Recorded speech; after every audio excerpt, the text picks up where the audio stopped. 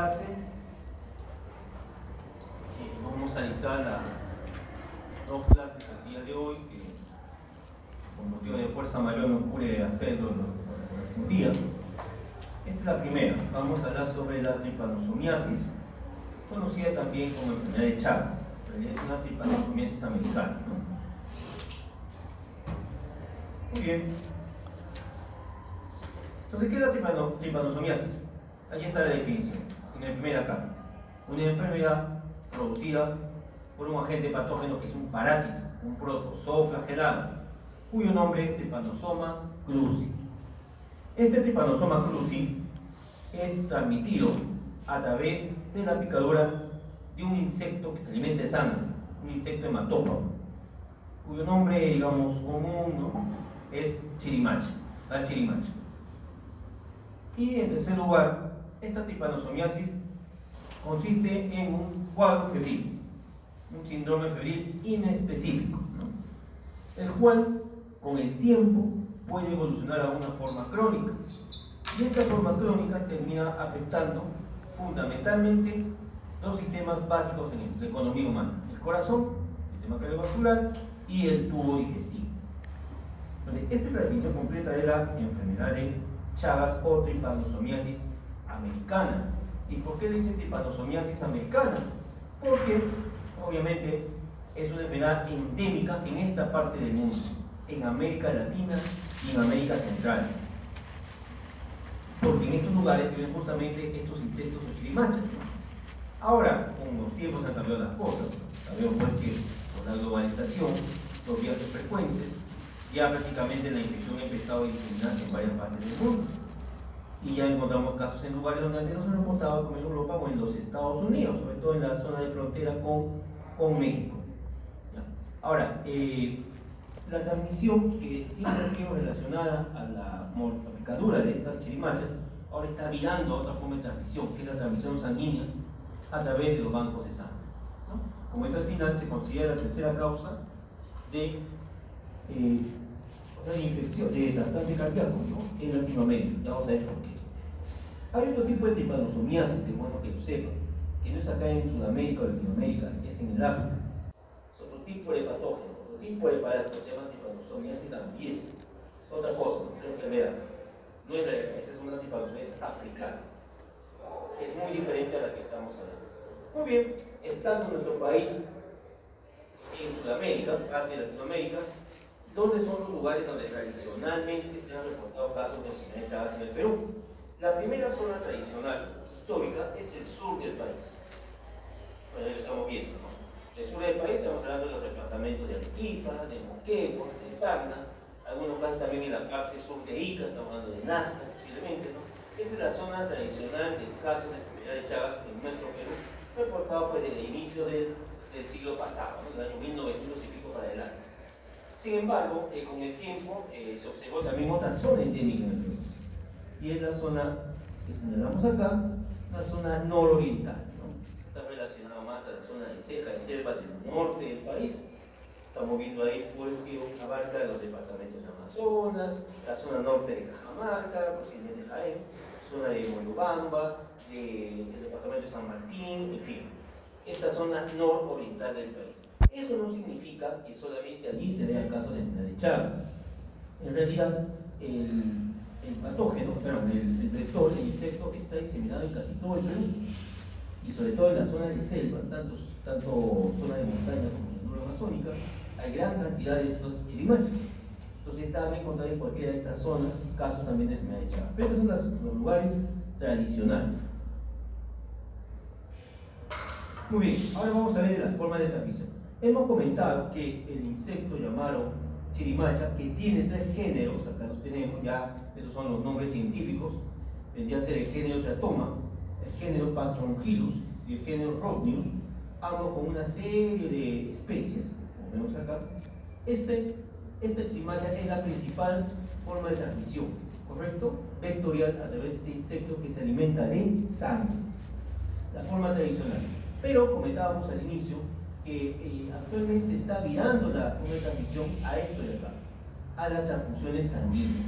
Esta es la manera como se está reportando en lugares que no son endémicos, por ejemplo en la ciudad de Lima, por poner un ejemplo, y en otros lugares como en los Estados Unidos, en Canadá, etc. Es a través de la transfusión sanguínea. Por ende, también a través de trasplantes de órganos. ¿Correcto? Entonces sigue siendo, obviamente, principal la forma vectorial, pero ya está empezando a cobrar más importancia la forma de transmisión sanguínea, a través de transfusiones sanguíneas o trasplantes. Hay una tercera forma que tiene importancia, que es la forma transplacentaria o congénita, es decir, de la madre con infección que se transmite al producto de su gestación durante su embarazo. ¿Correcto? Eso también se está reportado y obviamente eso es las zonas endémicas de riesgo. Hay otras formas ya, digamos, más anecdóticas, como una transmisión accidental en laboratorio donde se trabaja con Trypanosoma cruzi, con chirimaches en cautiverio, como vamos a comentar, y puede haber allí alguna inoculación con un accidente de laboratorio. La transmisión oral siempre ha sido cuestionada y o descartada, aunque en la Argentina se presentó una revisión de algunos casos clínicos, será cuestión de 20 años atrás, ¿no?, en la cual había habido transmisión vía oral, es decir, a través de algún alimento contaminado con los parásitos, ¿no? Se entiende que este alimento había sido contaminado previamente por la chirimacha, ¿no? Pero sí que esto es una forma anecdótica, ¿no? Entonces, lo que ustedes deben recordar es vectorial, transfusiones sanguíneas y transplacentaria o congénita, las tres principales formas. Y acá vemos que la chirimacha en realidad corresponde, como les comenté, a tres géneros diferentes: teratoma, Trapastoangilus, Rhodnus, que tienen algunas características que lo diferencian en el aparato masticador. Eso no vamos a entrar en detalles. De las especies, digamos que la especie más tradicional y famosa es el Teratoma infesta. Los casos reportados en el sur del Perú, tradicionales, ¿no?, estaban relacionados a este tipo de insecto, Teratoma infesta. Pero ya hemos comentado que estos vectores están en todo el territorio, fundamentalmente en zona de selva, donde podemos encontrar cualquiera de estas variedades, ¿no? O sea, no está restringido uno solo, sino cualquiera de ellos. Y hay muchos más, son bastantes, y que varían también según el país, ¿no? En Ecuador hay vectores diferentes que en Bolivia, que en Brasil, etc.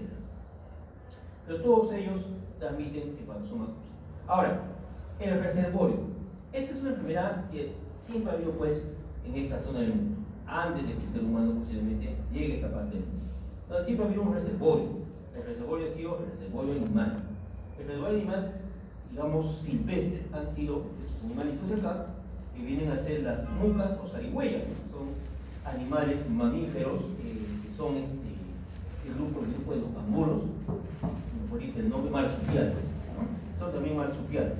Muy bien, ese ha sido, digamos, el reservorio tradicional de la enfermedad en esta parte del mundo. También se han encontrado otros animales como monos, me parece que también tapires, etc. Cuando el ser humano ha ingresado a la zona endémica, y obviamente ha traído sus animales, entre ellos nuestros amigos los cuyes, los conejos, etc., y detrás de estos roedores, y detrás de el humano siempre aparecen, pues, ratones, ratas, etc., estos animales se empiezan a convertir en los nuevos reservorios, que ya son los reservorios peridomésticos, ¿correcto? Peridomésticos. Entonces, en realidad esto se comporta, pues, como una zoonosis, ¿no?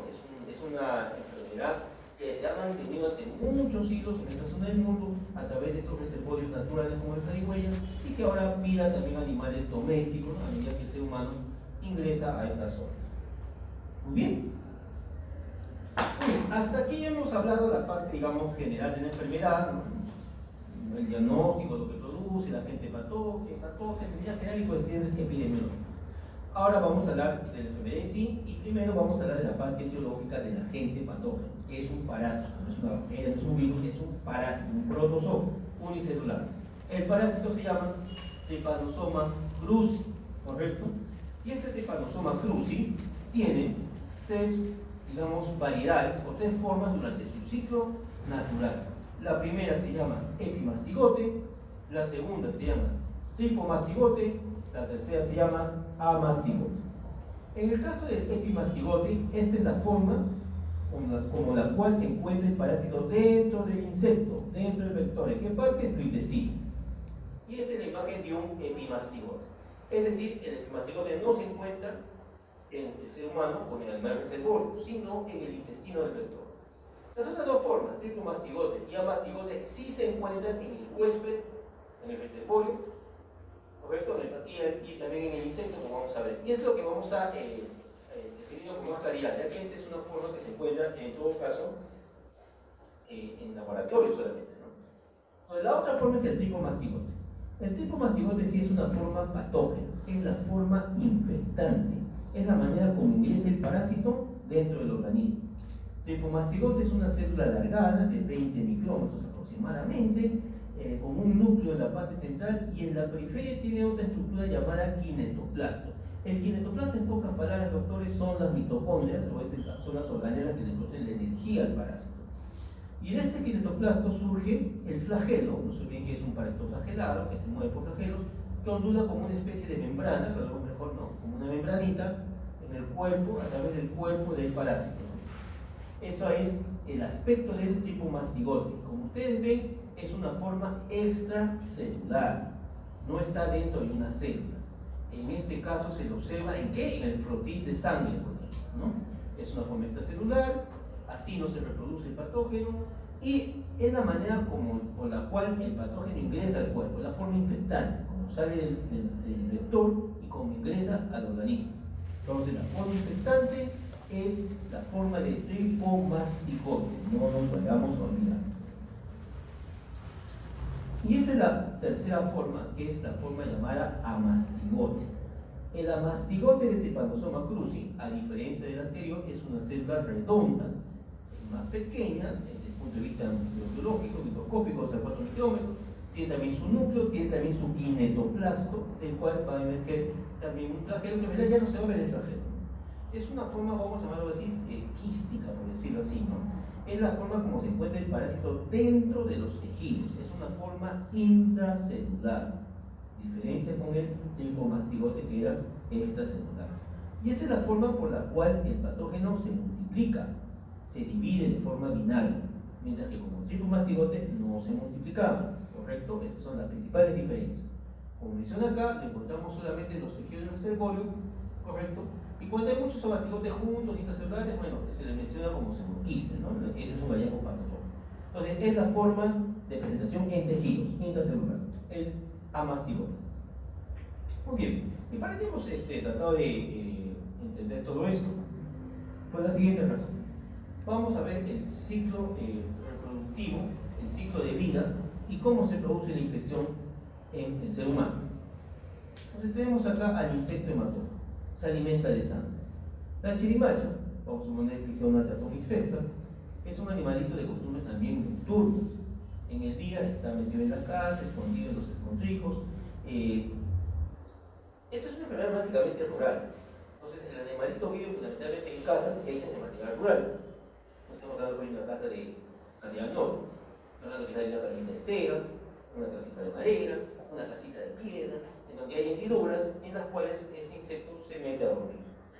Duerme por el día y en la noche sale a alimentarse de sangre. Entonces, el insecto dentro de su intestino ya tiene al epimastigote, la forma vectorial intestinal de Trypanosoma cruzi, el cual, acá vamos a ver la flechita, prácticamente ya en la parte del intestino terminal del insecto, está transformándose ya en tripomastigote. ¿Qué pasa? El insecto va y se alimenta de sangre. Es un insecto hematófago. Al momento de alimentarse de sangre, ¿qué sucede? Defeca inmediatamente. O sea, se alimenta y defeca. Se alimenta y defeca. Al defecar salen los Trypanosoma cruzi en forma de tripomastigote. Y listo, ahí se quedan.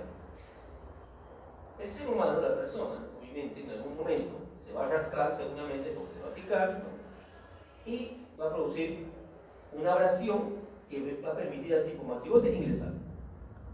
Entonces, vean que el tripomastigote no ingresa con la picadura del insecto, como puede ser, por ejemplo, con la malaria con el mosquito anófeles.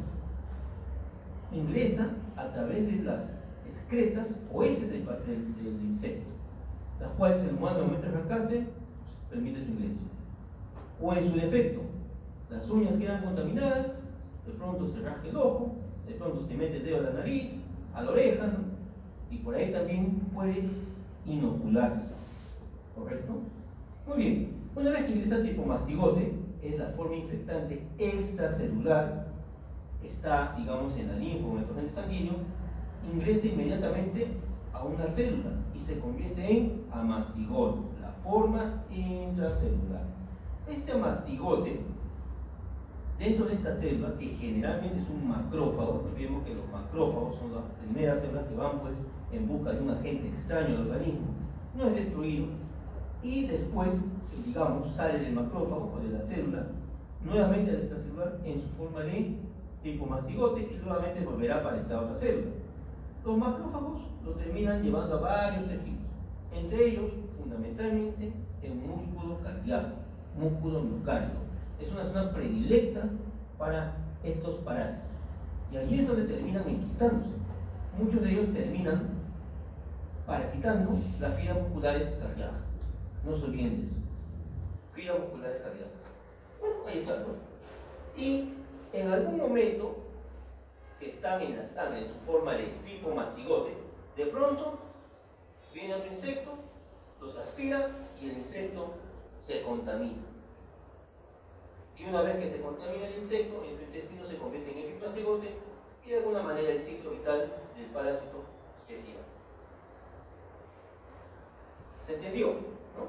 Entonces la manera como el parásito se mantiene en su ciclo vital, utilizando el hematófago, al insecto vector, y viviendo dentro del, en este caso, ser humano, o quizás de un animalito que sea pues, y de esa manera se mantiene. Muy bien.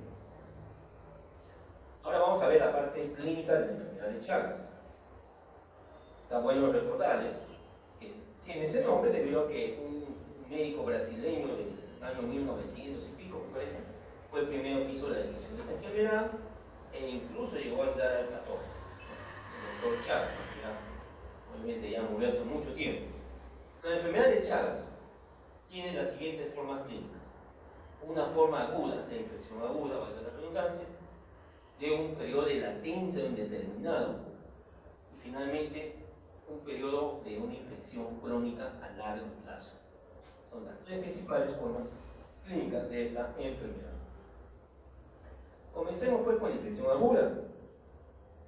Como hemos comentado, el ingreso es a través de piel y mucosa, ya lo hemos dicho, a través de erosiones o abrasiones en la piel producidas por el rascado después de la picadura y la excreción de heces del vector, ¿correcto? O en su defecto, a través de autoinoculación en las mucosas, ¿no? Como hemos dicho, a través de las manos, nos agarramos las mucosas, conjuntival, oral, en fin, por ahí también podemos autoinocular. Y la otra forma de transmisión es a través de la transfusión o vía placental.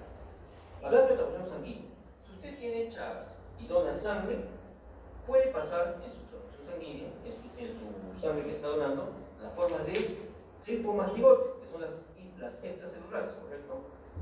Si ese preparado de sangre no es analizado correctamente y se utiliza en otra persona, obviamente lo va a transmitir, ¿correcto?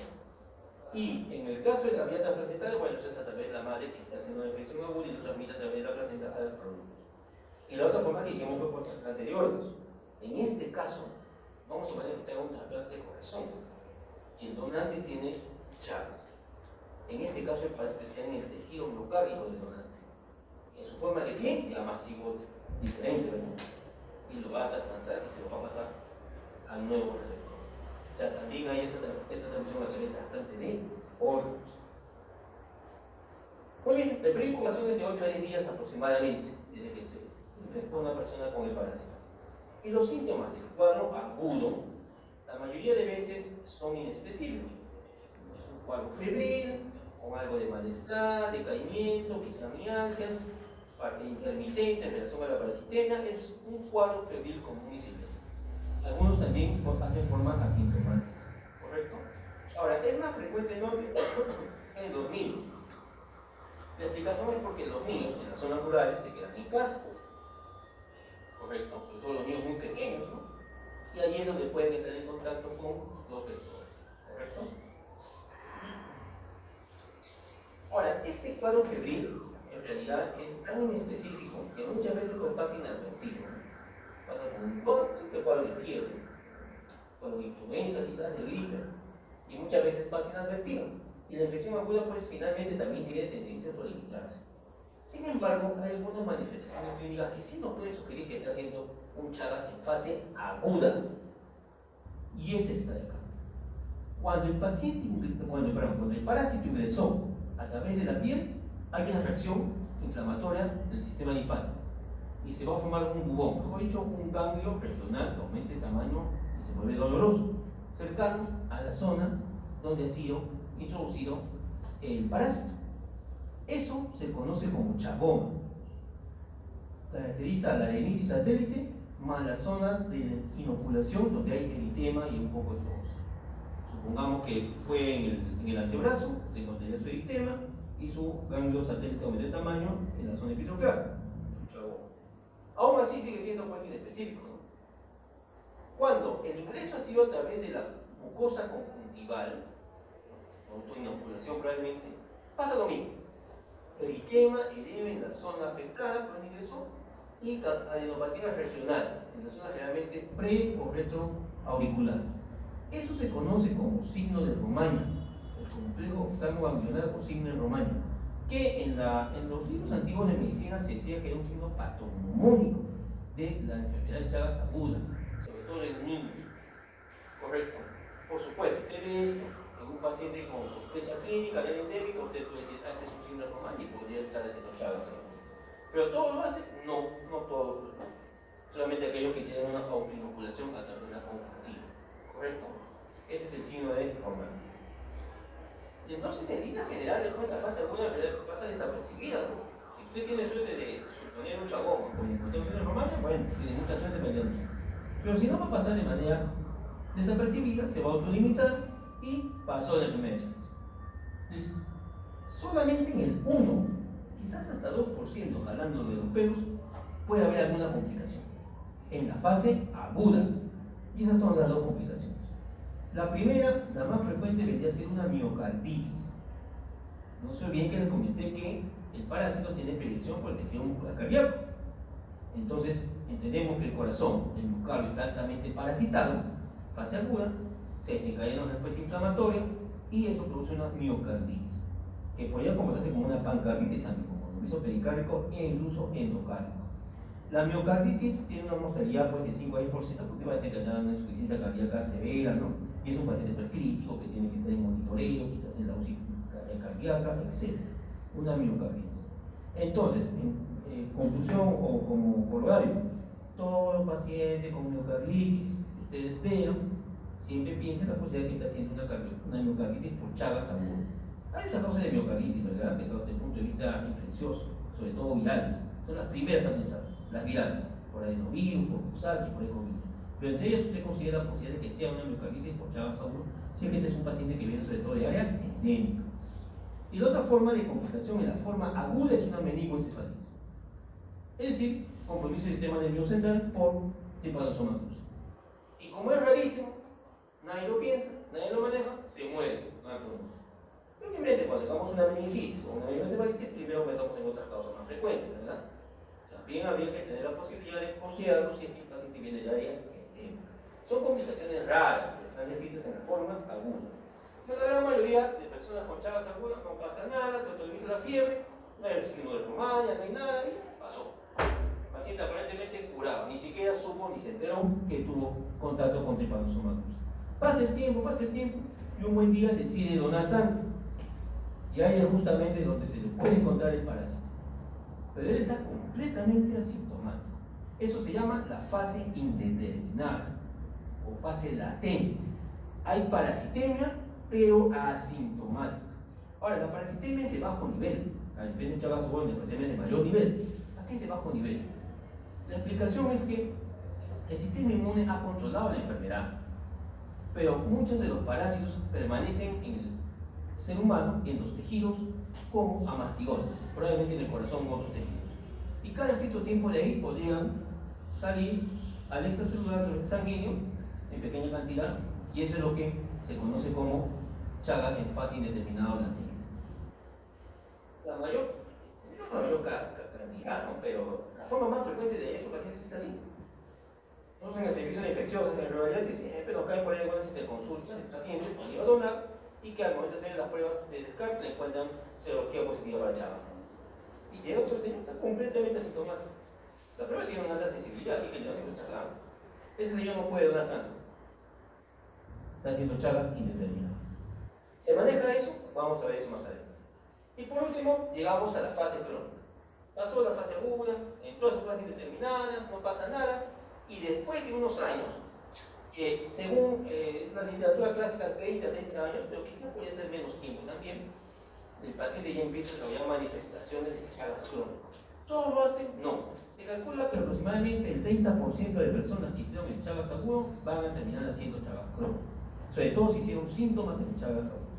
Y las formas de Chagas crónico que se van a manifestar son dos fundamentalmente.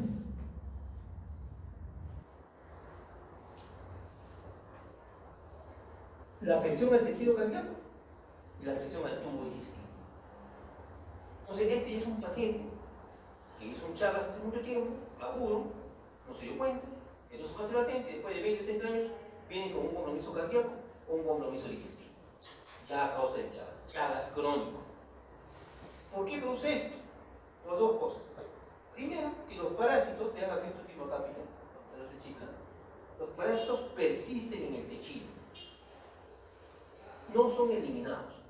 El sistema inmune debe eliminar seguramente de la sangre, de los tejidos, sobre todo en el tejido cardíaco y también en el plexo mioentérico del tubo digestivo, persisten. Y eso ya está demostrado. Hace 10 años o 15 años eso era cuestionable. Se pensaba que el Chagas crónico era en relación, ya en aquel capítulo 2, a un daño inmunológico.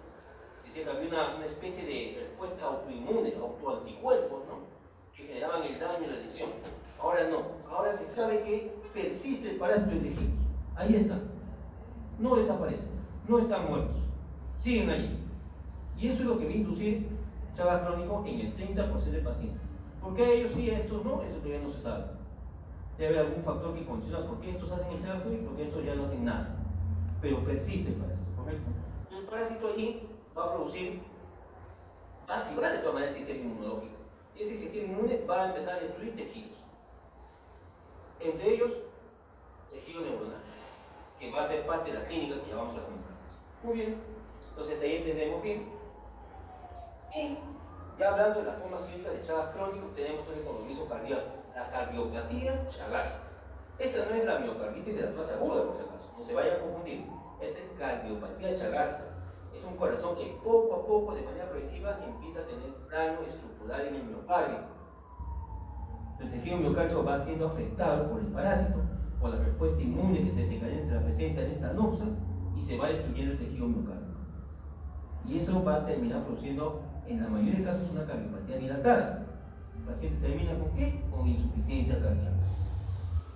Como hay alteración estructural del miocardio, también va a haber alteración estructural de los haces, de GIS, este tipo de conducción eléctrica que tiene el tejido miocárdico, usted lo conoce muy bien, también se va a destruir, también se va a alterar. ¿Eso qué nos va a llevar? A arritmias cardíacas, tanto supraventriculares como del mismo ventrículo. Se ha escrito cualquier tipo de arritmia en ellas, ¿correcto? La dilatación del corazón, la alteración estructural, también va a llevar per se no solamente a alteración del plexo eléctrico del corazón, también del mismo sistema arteriovenoso del corazón, de las coronarias, etc. Esto puede terminar provocando tromboembolia, es decir, coágulos de sangre que después disparan y pueden llegar al sistema nervioso central. Como en el caso de una endocarditis, ¿verdad? Un tromboembolismo. Entonces, todo esto hace que el paciente tenga pues ya un mal pronóstico, el deterioro súbito del corazón. Si ustedes no han llevado cardiología, deben recordar que la cardiopatía dilatada de cualquier causa tiene un mal pronóstico. ¿Correcto? Y eso hace que el paciente finalmente termine con su carga severa, termine o con arritmia cardíaca y bueno, pues fallece. Y una de las principales indicaciones de trasplante cardíaco es justamente cardiopatía chagásica, según series en Brasil.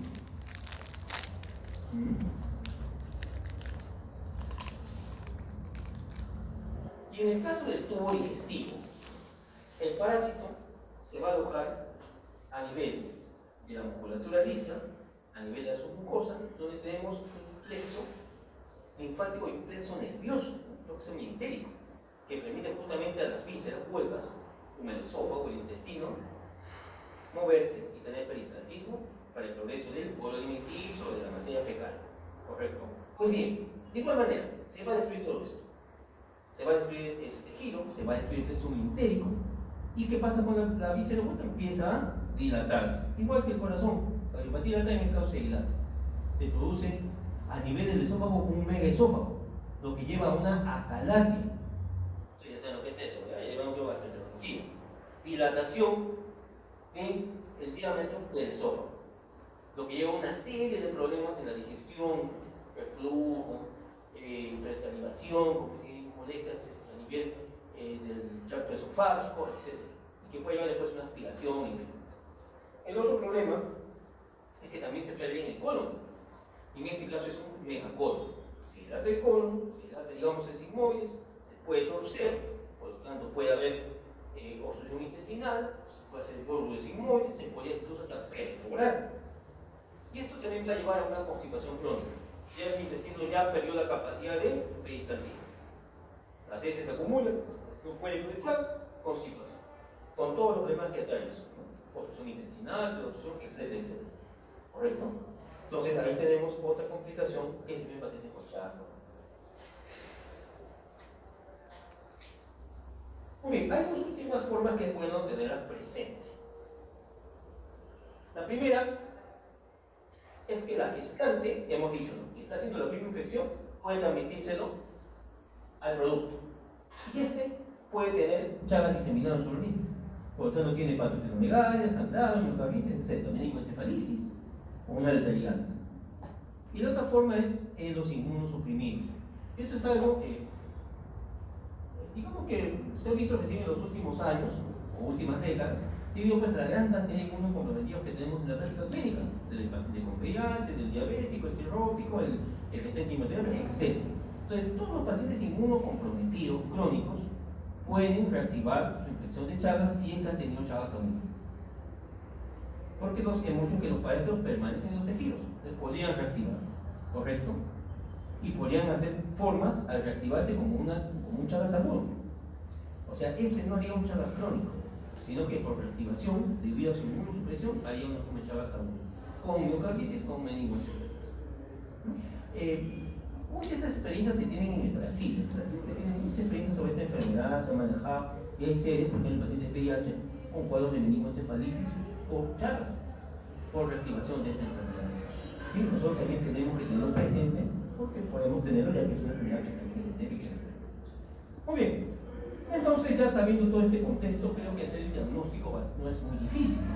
Primero, para usted diagnosticar Chagas agudo, tendría que plantearlo en todo paciente que tiene fiebre, cuya causa no está muy clara, o sea, no hay infección urinaria, no hay neumonía, no hay nada, es una fiebre inespecífica, en todo paciente que de pronto